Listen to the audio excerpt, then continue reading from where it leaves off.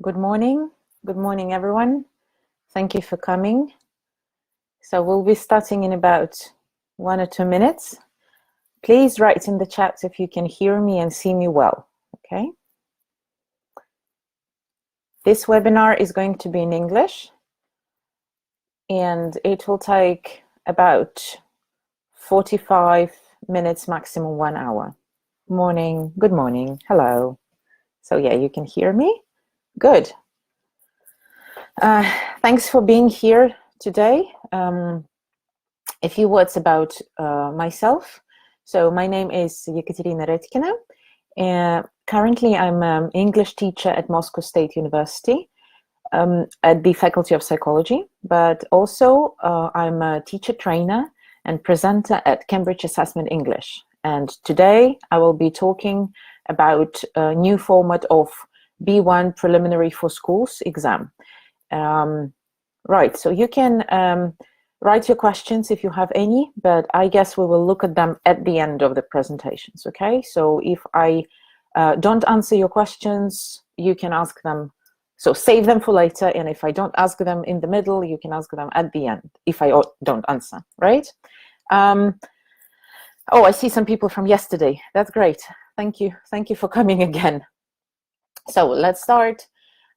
We don't have much time, but we will have an overview of preliminary exam, and I will start with talking about changes, why exams change format in the first place.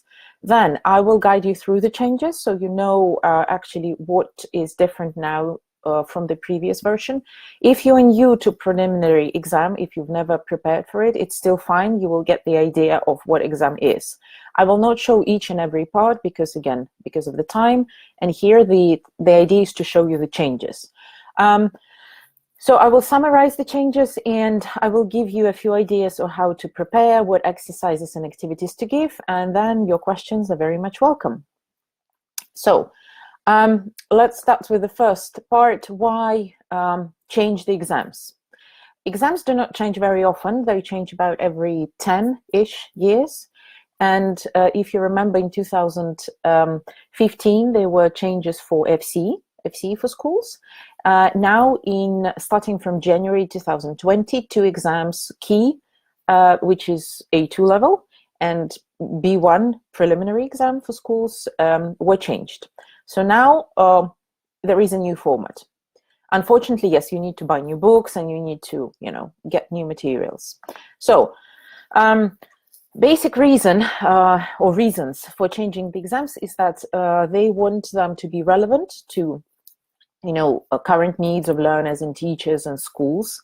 And of course, approaches to teaching evolve in a way. They don't change completely, but they somehow, evolve. And when we change exams, we sort of address this.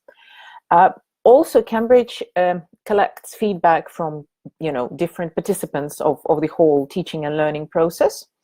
And we talk about teachers here, learners, exam centers.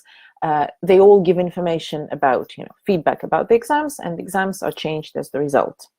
So, but for me, the most important thing for changes is that exams become better connected between each other. So there is better alignment. And now, if we talk about preliminary exam, it is much more similar to key, and in a way similar to FCE, which means that if your students are doing CAT or key first, they're kind of better prepared for preliminary. And exam format is more similar, tasks are more similar, so there is better alignment. Okay, so from my experience, if you don't have sound, maybe people need to, upload the page again. Good morning, everyone. So the biggest changes in preliminary, the biggest and the most significant, I would say, concern the writing paper. So in the past, reading and writing used to be in one paper, and it means that it had one score. Now, reading and writing are 2 separate papers, and writing is assessed separately. What does it mean for us and for the learners? It means that writing will, students have an ability to show their best you know, skills in writing, and if they're not so good at reading goes separately now. So basically these skills now are assessed separately, and they can show their best, you know. On the downside of that, it is that students cannot compensate for one skill through another. You know, if they're not so good at writing, they could have compensated before through reading. Now they cannot, so they need to show two separate skills. Well, that's the biggest thing, and I will show you how actually writing has changed. So we're looking at this CEFR scale, or CEFR scale, right, which now looks this way. If you remember, in the previous one, it used to be very colorful with green and red and yellow and everything. Now it's quite, you know, simple, stylish, I would say. So the purple column here shows all the exams for schools, starting from pre-A1 starters up to C2 proficiency. So for schools, exams refer to school children, and the content is adapted for school children. The red column here, it's general and higher education. It means that the same exams starting from A2 level can be taken by all the students, let's say adults or university students, and the content is adapted for them better. The blue column is business. So we're here talking today about B1 preliminary, which is in the middle, B1 for schools, so purple column, only for schools, right? Because we're talking about teaching at school now. So what are the changes? Well, first of all, if you want to know the format and all the details, you absolutely for sure need to download the handbook. Handbook now also looks differently. It used to be colorful with some, you know, picture and you know, red color on the bottom. Now it is like this, and where you can download it. You can download it from cambridgeenglish.org, which is a hub, right? The central site where you can get everything. So PDF for handbook can be downloaded for free there. This manual, if you've never used it, gives you absolutely all the information about the exam and everything you need to know. This is like the Bible of the teacher who prepares for the exam. So you start always with the handbook, and then you go to course books and all other supplementary materials. Again, for free to download from cambridgeenglish.org. So the changes. I will show each part separately and we'll say a few words about it. So we'll start with reading.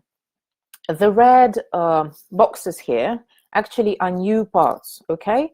If you look carefully at other parts, you will see that there are also a few changes. So for example, part 1, part 2 are fine. They are the same as they used to be. Part 3 now is what used to be part 4. Again, does it matter for your students? Well, not really, because, well, they do the exam the way it is now. For you, as teachers, when parts change order, again, maybe it's not the big problem. However, new part 4 and new part 6, that's what we should pay attention to. So let's look at them. Part 4 now is like this. It's, again, not an absolutely new type of exercise, because I'm absolutely sure you've seen this before, and your students have seen this before in their course books. Even if they're not doing any exams, this is quite a typical exercise to do. So there is a text with gaps, right? And there are 5 gaps in the text, and there are several phrases.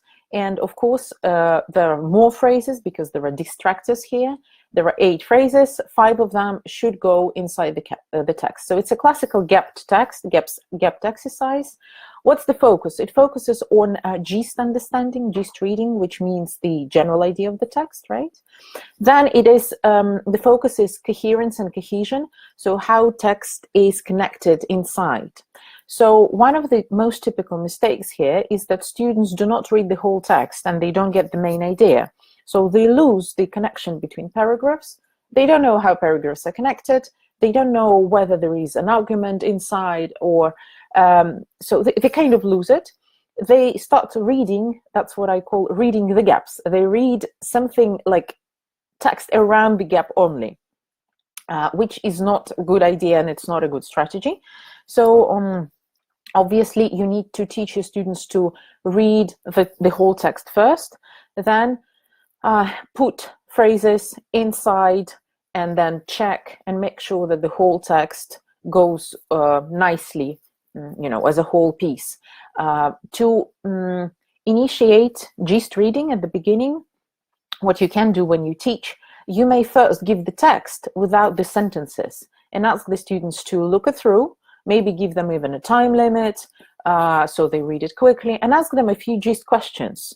What was the text about? What was the message or something? So make sure they read the text, then let them put the sentences inside and help them to look at connecting words, linking words, transition words and references in the text. So it's not only about content, it's also about structure very much.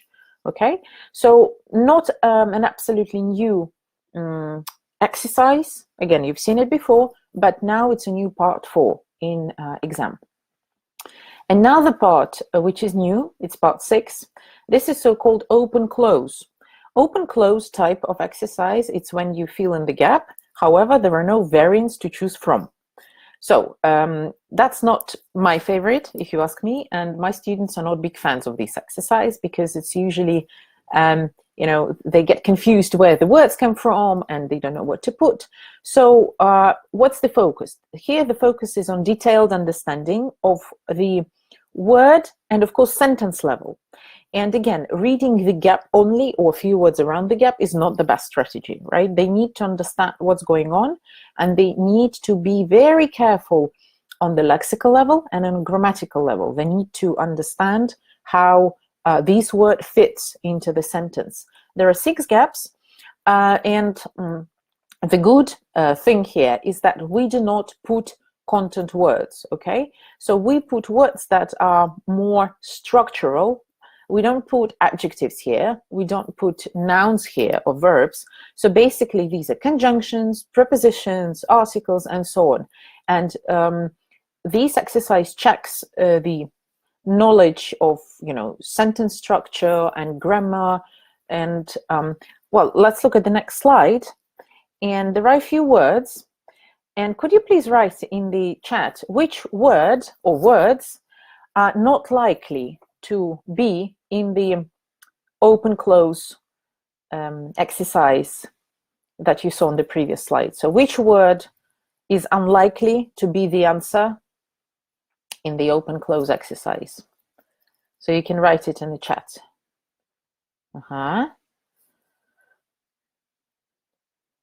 Extremely, yes. Yeah, exactly. Exactly. Thank you very much. Because it's a content word, it's not a structural word, right? So that's what you should teach your students, that guys, you're not looking for content words because they will be thinking, what noun should I put, a verb? No, no, no, you don't need to do that. You put structural words. It actually makes their life much easier. Good thing is that you can create these exercises yourself. It's not so difficult. You can take any text, maybe of the lower level, if you feel that your students are struggling with that, and, sort of hide words, eliminate words from it, give them the text and let them fill it in, reconstruct. And you can focus yourself only on prepositions, only on articles, only on conjunctions, and so on. So make it yourself and then turn to exam version. So if we talk about reading, so 2 new parts, the rest is the same, the order is changed a little bit. As for reading tips in general, what would I recommend? Well, first of all, it's a very good idea to teach your students to read not only in the classroom, but outside the classroom as well, which means that maybe you need to collaborate with parents and initiate more reading, encourage more reading, And again, it's not your job completely, but it would be nice if students read something for pleasure, extensive reading, when they read not only Instagram posts. And even if they read Instagram, let them read it in English. So increase exposure as much as possible. In class, you might have this book crossing section. That's what we have in my school, where I teach teenagers as well. So what we do, we have a shelf where you can put your books and take books of other people who bring them there. And this is classical book crossing. And of course, books should be in English. You can bring something, they can take it, so they exchange books. They can have it forever if you don't need them anymore, or they can read them and bring them back. Then it's like a bookshelf. We also have a bookshelf. I put my books there that I want my students to read. I bought them specifically for my students. So people who want to read, they take a book, take it home, read it, bring it back. I don't check the reading here, okay? I don't ask like, did you read it? I might ask, did you like it? But I do not check. That's not for homework. It's just extra reading, always good. Very important thing, provide different genres. I will show you in a minute that writing has changed a lot, and there are different genres of writing in a preliminary exam. So it's crucial to show students that, well, different genres exist, and if they've never seen a letter or an article or something else, they have difficulty writing it later. So make them read different styles, genres, and different types of texts. It's a very good idea to bring authentic material to class. If you're doing menu, bring a menu from the, I don't know, last trip that you had. Collect things and bring authentic material. So print them out. Now it's so easy. You can use the book, right, the course book, but still sort of supplement it with authentic texts. Reading chart, it works nicely for teenagers and for younger learners. It's like a big table where you can put stars or some other stickers or something. When students read, you encourage them and you see the best reader of the month or something. And of course, choose materials that are age appropriate and that students like, okay, because otherwise they will not read anything. So classical reading lesson is just a quick reminder, can look like this. So we start with some prediction of the topic. You can show pictures here, right? Don't forget to teach blocking, pre-teach blocking vocabulary. So it's vocabulary that it might be difficult for your students. For exam tasks as well, when you teach them, help them with some vocabulary before reading. At the exam, no one is going to help them, but when you teach them during the year, it's a, well, good thing to do. Then probably reading for gist, reading for detail or details. Then maybe work on inferring meaning of some vocabulary, right? And then if you want to do some follow-up, speaking or writing. That's the classical, like very typical reading lesson, which of course you can play with. So let's talk about writing now. Writing, as you see, the red color, again, shows that there are some changes. So what has happened? If you remember, writing, well, in the previous part, used to have three, writing paper used to have three parts. Now there are two, and the first here is, again, writing an email as it used to be. However, it has become much longer, 2 times longer, I should say, even more. So the email used to be 35, 45 words. Now it's 100. 100 is quite, you know, long text. So that's email, task number 1. And task number 2 is writing an article or a story, okay? So there is a choice now. And new thing here, of course, obviously, is an article. Story is quite familiar. And story, they write stories, you know, from A2 level, even from flyers. They describe pictures, write a story. It's not new. Article, before that, article used to be only in FC, starting from B2. Now, article starts from B1, which is interesting and tricky at the same time. So, this is a new format of the email, and that's how it looks. I will have it on a bigger slide, next one. So just look at it. Even layout is different, right? So even the way they present the task is different. So what you need to do here, you need to explain your students that this is how the task looks like. The task doesn't tell you, like with bullet points, answer this question, answer that question, tell about this and that. No, now the task shows you with these lines and small words around the text what exactly the student should do. So if there is a phrase and it says great here, so it means that you should express how great this idea is. If there is explain, word, then you need to explain something, maybe answer the question like this one. If you suggest, then you suggest. So basically, this is the task. Make sure you guide your learners through this. So what they expect here? Of course, any writing at B1 level should show grammar and lexis as well, as much as possible. So they need to show a range of tenses, different vocabulary expressions. Minor mistakes are still fine unless they impede understanding. It's very good if your students are ambitious in the use of language, and please do encourage them to try out something. If they use language that is even of higher level, everyone is happy about that, okay? So they should take risks. In Cambridge exams, it's good and it's encouraged. So errors that do not impede understanding are not penalized, minor errors, okay? So I'll remind you about the assessment criteria quickly. Assessment criteria have not changed, which is good. So if you're familiar with them, you're safe. So this is the assessment scale. The assessment scale is used for all writing parts, but I'm showing it now. So there are 4 criteria, 1, 2, 3, 4. Could you please try to, maybe you know, maybe you don't, then you try to guess, what are the criteria for assessing writing? For example, number 1 is, I don't know, what do you think? So if you could write it in the chat, I'll show you the answers on the next slide, okay?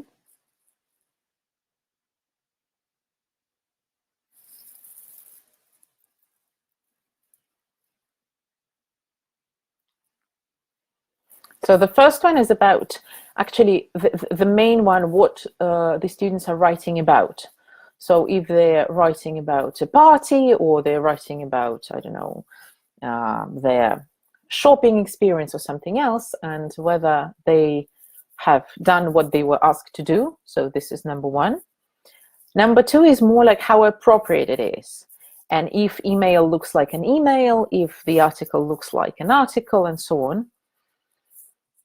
Number 3 would be how the text is organized. And number 4, grammar, vocabulary, how accurate it is. Okay. Right, so I will help you then here. These 4 criteria, all of them are used for assessing writing, starting from B1 up to higher levels. And each of these criteria uses marks from 0 to 5. So altogether, maximum would be 20 points, okay? So this is how criteria look like. So the first one would be content, what the text is about, if we make it very simple, right? Number 2 is communicative achievement. Number 3, organization. And number 4, language. Language is probably your favorite, and it's the easiest to assess. So what I wanted to mention here, which I think is very important, is, this is the example again of the task, that when you assess the writing, please make sure you assess these criteria separately, okay? Very often what it happens, we start looking at the language, at grammar, and at vocabulary. So, and we're not satisfied with the language. We think it's quite poor. And somehow, you know, mentally, psychologically, it influences the whole impression. And we think that, well, maybe I don't like the content as well. What I wanted to show you here, that it's absolutely possible that the content is relevant and good, and it's 5, so it's maximum score. Whereas the rest could be not, you know, so good. So please do not let the impression of language or maybe organization influence the whole impression. So content, it's really about content. It doesn't mean the whole impression of the reading, okay? So my recommendation here, well, read the text maybe several times. Yes, it's time consuming, but at the beginning, if you're new to this criteria, maybe you read first thinking, okay, what is the content here? You read it. Okay, what is the communicative achievement? You look through it again and try to separate, okay? Also, this rubric, as you see here, it is in handbook. So everything you need to know about assessment is also in the handbook, okay? But assessment hasn't changed. So second part of writing has two elements, either an article or a story, and students choose. So again, we'll have students who enjoy writing stories more, we'll have students who like articles more. Of course, they need to be able to write both, obviously. This is how an article might look like. So have a look. For me, it's quite tricky. So the title here, what makes you laugh? So write an article telling us what you find funny and who you enjoy laughing with. Do you think it's good to laugh a lot? Why? So it's not an easy thing to write on the spot. And one of the tricky things here is that you need to know the format of what an article is. If, again, your students have never seen an article, or I mean in English, or they have never read an article in English, how are they going to write it? Just think yourself now, would you be able to write an article straight away, right now, on this topic? Well, it could be tricky, right? So make sure you discuss with your students what actually makes an article, okay? As for the story, again, this is a familiar task. Students have written stories before, and the story here is not the picture description as it used to be in the previous levels. Here, the story starts with the first sentence. For example, Joe looked at the map and decided to go left. They need to use the first sentence and continue writing the story. If you feel that your learners are not very good at imagining stuff and they are not very, happy to write a story, that they don't have any ideas, well, you can give them a picture, because in the previous levels they have pictures.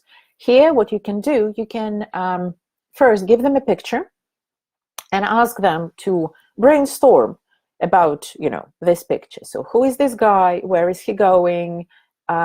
Is he lost? Or is he in Europe? Or where does he come from? What's his life story? Is he married? I don't know, anything you can think of. So, and when they finish discussing, they can do it in pairs, individually, they can do it with your help. Then you actually give them the story to write. So give them picture first. Don't tell them even they're going to write it. Let them brainstorm. Something happened. You can see me back? Okay. I'm sorry. Прошу прощения, здесь, видимо, сеть перегружена. Okay, I'll go back a little bit. So, thinking what makes an article, letter, story, a story. The answer, what makes them, what they are. Conventions, okay? Conventions, it means certain rules that exist in English language for each genre. So give them different texts, analyze this text with them, see that, well, the structure is different, language is different, something is more emotional, length maybe is different, and so on. So analyze text and then write with them, help them write, okay? So that would be your starting point. And of course, start from reading. The more they read this text, the better they understand them, and it's easier for them to write, okay? Well, an exercise that I would like to share, I like it very much. I'm sure you know that your students very often use the same words, again and again. Everything is nice, everything is beautiful or interesting, good and bad, right? The amount of words they use is not very big. However, B1 level already provides us with a certain range of vocabulary. Grammar as well, but this is about vocabulary. So what you can do, you can create a text or find a text somewhere and change all the adjectives into one word, let's say nice. So we have a nice restaurant here, and food was nice, and time was nice, and everything was nice. What you ask your students to do? Well, change this and find synonyms. So restaurant could be modern, and food could be delicious, right? And the music could be fantastic, and so on and so forth. Also, you can ask your students to do the opposite, and instead of something positive, think of a negative situation. Let's imagine it was the worst day of your life, and it was a horrible restaurant with, shabby decorations and very old-fashioned music, and food was bland and not tasty, and so on. The language you expect should depend on the level. So here we're talking about B1. So think about the list of words that your learners should know, okay? That's a good exercise. It could be as long as you want. And it could be about adjectives here. It could be about maybe adverbs, if you like, so to help them develop their vocabulary. Also, to sort of wrap it up and finish with writing, what is a good thing, and I use it with my students, it's called collaborative writing. Collaborative writing is actually when students write something together. We often think that writing should be done individually because at the exam they write on their own. That's true. However, when we teach, why not to put them into pairs or small groups, though I prefer pairs, and ask them to create a story together. And interestingly enough, the result can be even better than individual one. Usually collaborative texts are shorter, but they are better in terms of grammar and vocabulary because people control each other. It's peer correction. And what you can do, you can ask them to plan it and write together in class, and then they do individual writing at home, okay? You can even check collaborative writings, give feedback, and they can brainstorm together. So it's a very nice thing to do. If you've never tried it, please do, please do. And the good thing, you don't need to check, let's say, 30 writings, you need to check 15, which is always good, okay? So now this is an app, not exactly app, sorry, that's a site online, writeandimprove.com.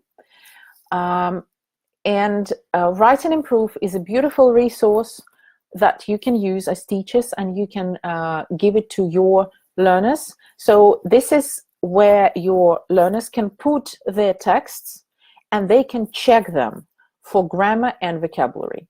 So this is basically a resource that helps you to correct the mistakes, but it doesn't correct them automatically.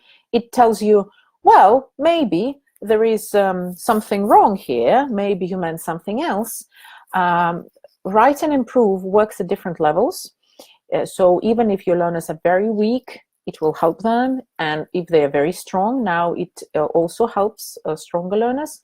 The results can be saved there. You can see the profile of the whole class. You can see the dynamic, and it's nice. It's nice. Well, Write and Improve, okay? So a few words about listening. Listening hasn't changed very much.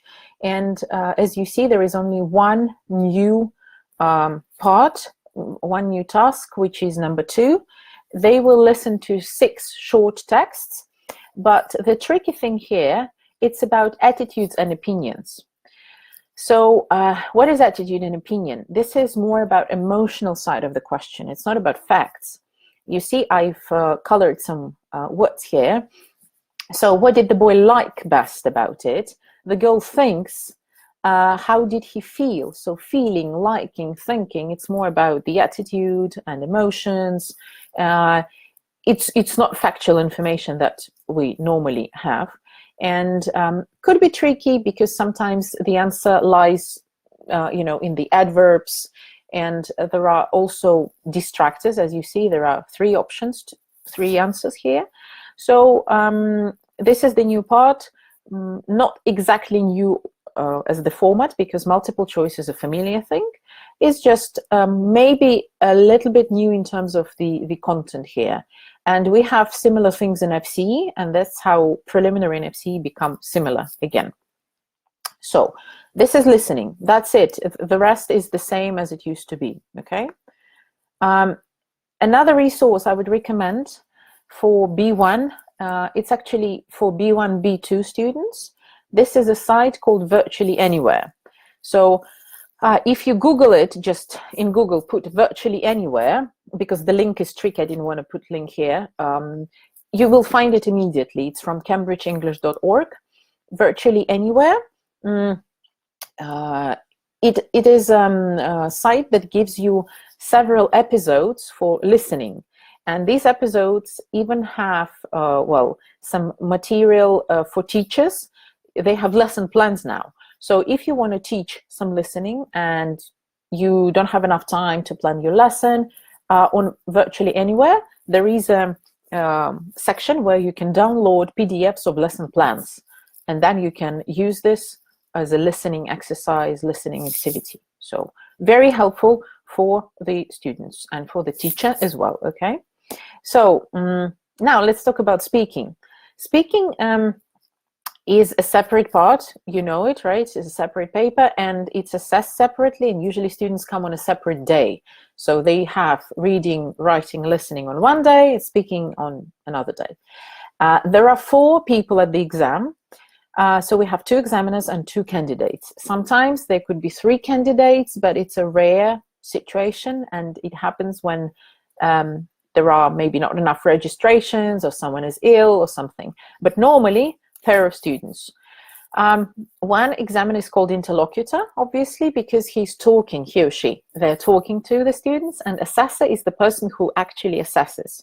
Why it is important? Because if you create and have mock exam at your school, you want to have like something similar, you need to ask someone to be the second examiner, okay? So you need to imitate the situation as much as possible. So as for assessment here, assessment at B1 is based on 4 criteria. So we look at grammar and vocabulary, and again, I'm sure you focus on that a lot, but that's not everything.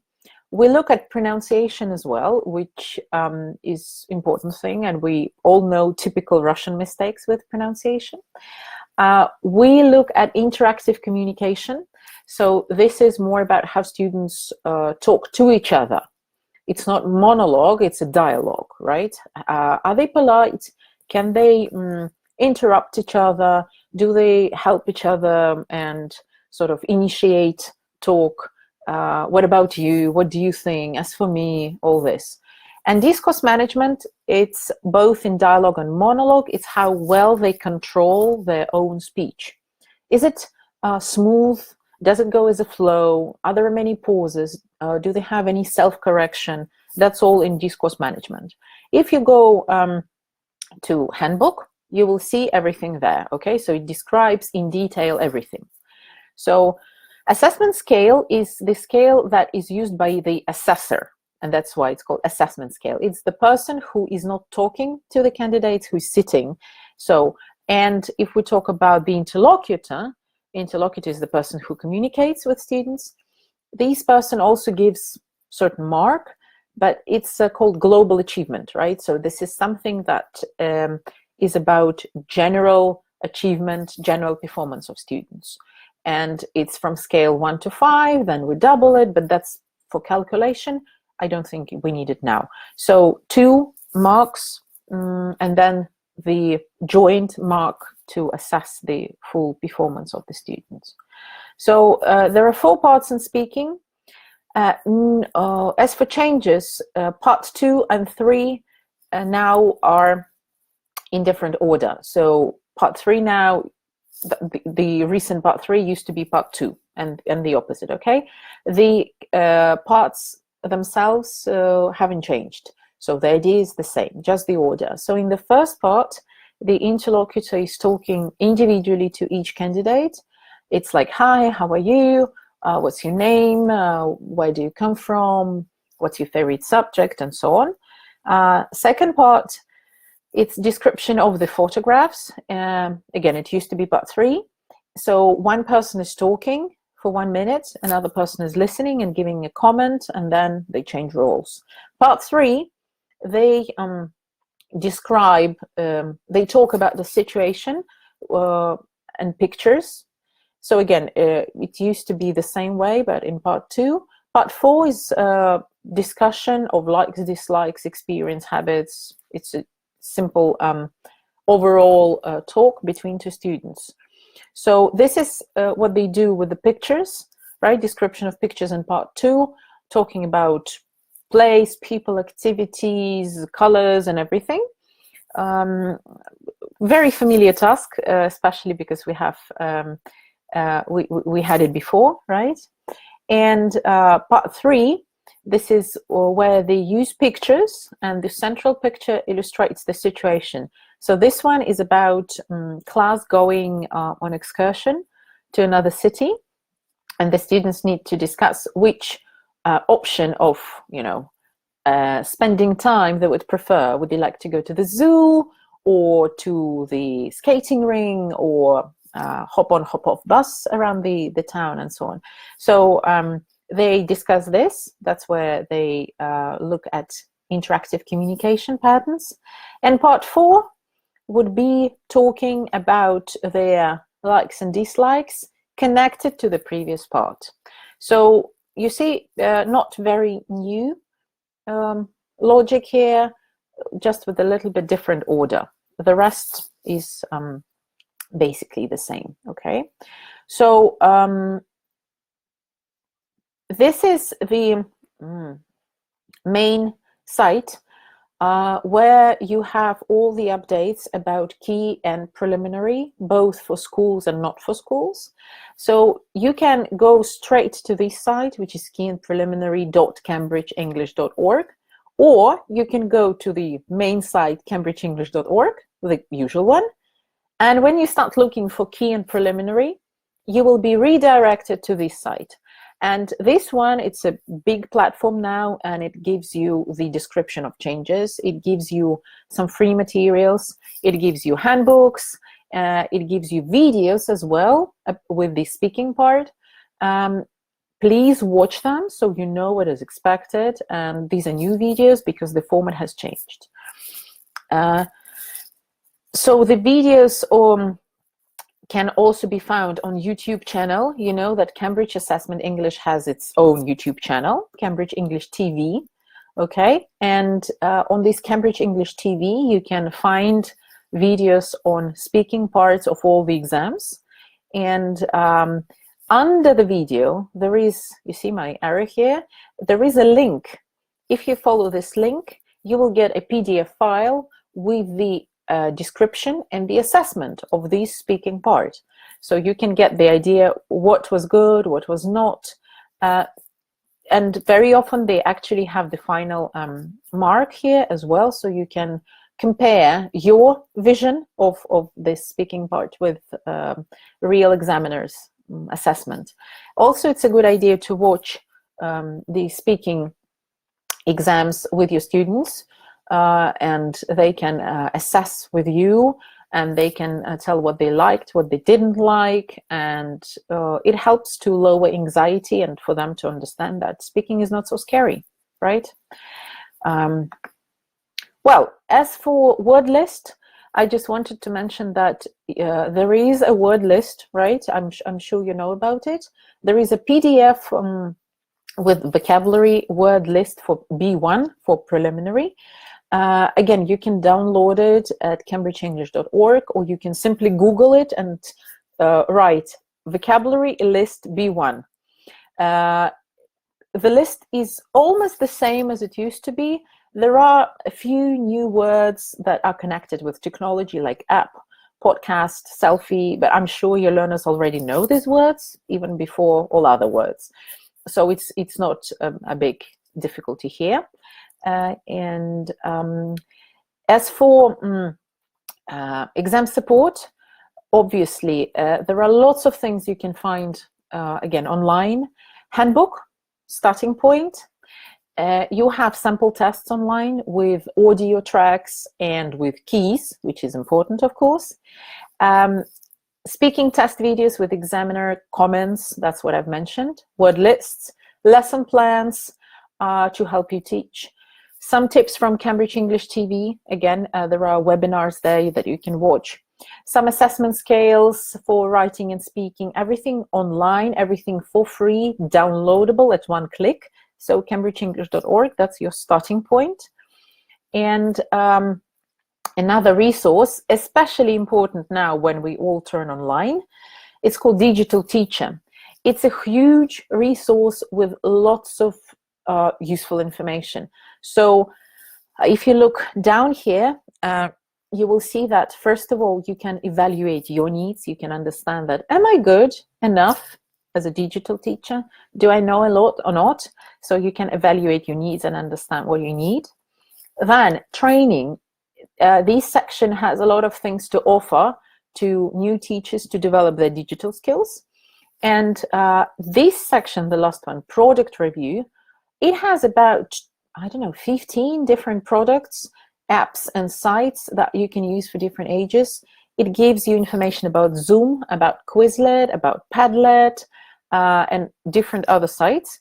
So maybe it's a good idea to check them out now, because we are all turning online for the nearest months, I guess. So you might find something interesting there. As for preparation materials, the books, well, you should be familiar with them. Compact, Complete, Prepare. New book that is coming out, or even I think it has come out already, it's Open World, starting from A2 level. So all the books are sort of edited, changed for the new format. So make sure you have recent edition, okay, for the new format.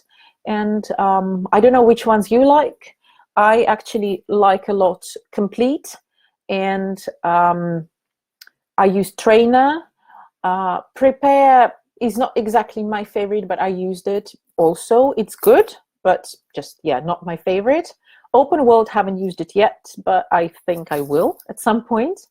And this is it, actually. This is it with the main changes. So I will sum it up quickly. So writing now is a separate paper, okay? And writing has changed with longer letter and article together with the story, like you change either article or story. Listening has a new part. Speaking hasn't changed. Reading has two new parts, gap fill and open close. Okay, so that's it. Not much, but quite important changes. So this is me, my contacts, if you want to stay in touch. My email, my Instagram, my site. So if you have any questions, I'm happy to answer those. So you can write them here, okay?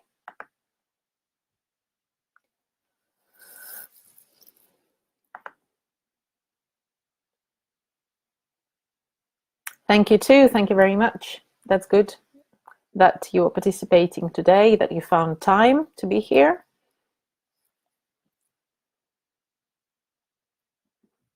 Don't forget that there were changes in Key as well, but we already had this webinar before. So recent changes, Key and preliminary.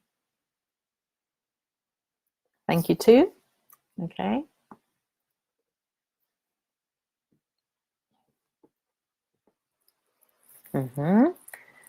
Good. So if there are no questions, I will be goodbying then. Thank you.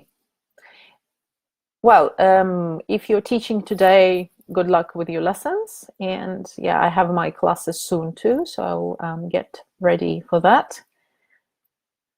Okay, let's wait a couple more minutes. Maybe some questions appear. Don't forget to download the handbook, which will help you with everything you need to know about the exams, okay? It will navigate you. Yeah, see you next time. Thank you. Thank you, everyone.